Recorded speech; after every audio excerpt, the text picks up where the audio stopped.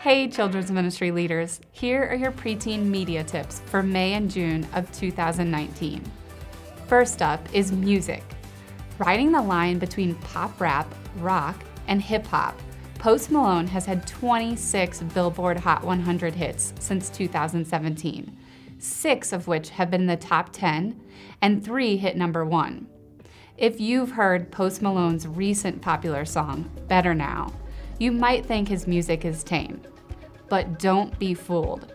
Post Malone's lyrics are generally in line with today's rap and hip hop, and we don't recommend it for preteens. Check out Children's Ministry Magazine for more details on Post Malone. Next, let's talk games. The Harry Potter Hogwarts Mystery app lets users experience shopping for school supplies in Diagon Alley, being sorted into a house by the Sorting Hat, and attending classes, among many other things. Players get to determine their characters' personalities and morality as they make choices and experience the consequences. We think this aspect has the potential to show kids how their real-life choices determine who they become.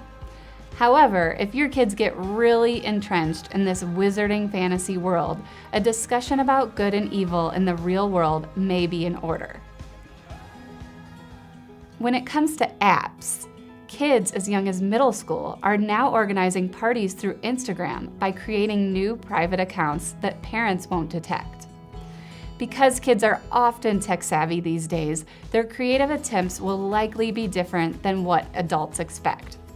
Check out Children's Ministry Magazine to dig into our suggestions on how to address this.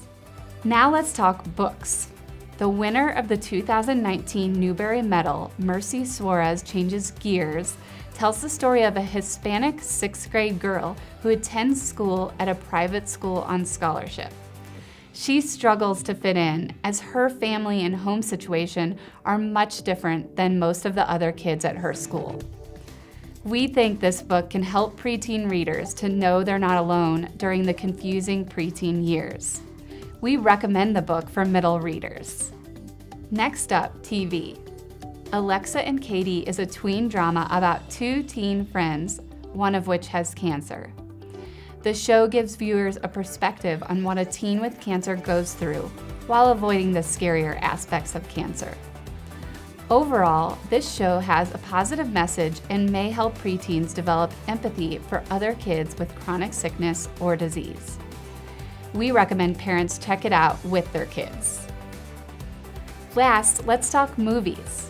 And to all the boys I've loved before, Laura Jean has written love letters to all 5 of the boys she's loved in her past.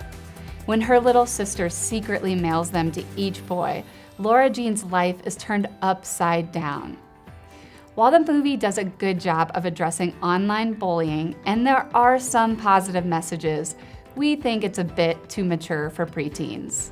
Check out Children's Ministry Magazine for more details on this movie. So that's all we have for now.